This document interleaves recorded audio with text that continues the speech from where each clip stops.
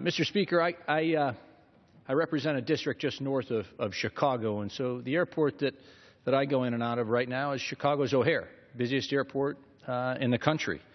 And in fact, we believe it's about 77 million passengers are going to go through O'Hare this year. 77 million.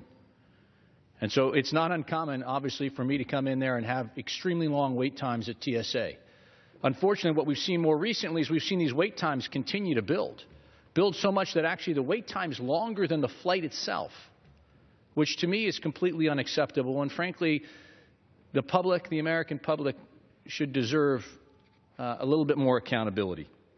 Over the past few weeks, these long wait times obviously have been exacerbated, and so we've put a Band-Aid, a patch, to try to make sure that we have staffing at some of these busiest of airports around the country. And so we've seen those wait times come down. But what we do know is that people that are missing their flights, were able to, at least in the last couple of weeks, be able to put on a flight without too much inconvenience.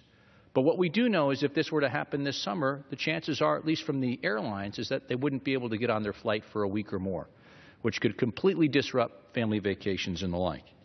The current screening procedures need to be updated both to ensure that we protect passenger safety from terrorist threats and also to make sure that passengers are screened in a most efficient manner possible.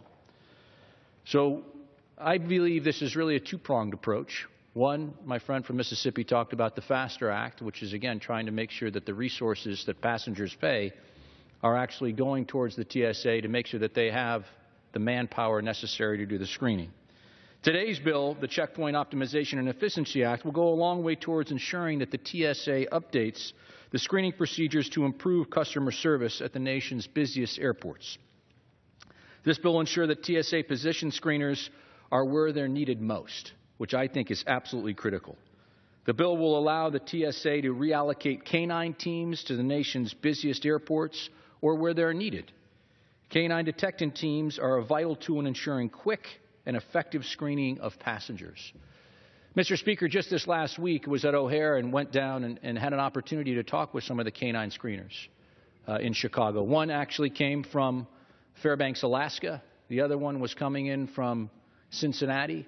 There's no question that there was a huge issue at O'Hare that needed to be rectified. And what this legislation does, and the gentleman from New York proposing, will allow that flexibility to happen. And so finally, I want to just talk about the TSA's federal security directors and making sure that they are at the busiest airports and have some of the flexibility that they need to make the staffing decisions that are best for the people. So the bill today, I believe, will go a long way towards alleviating the crisis at our busiest airports around the country and will help make sure that our hours-long wait will be reduced and diminished.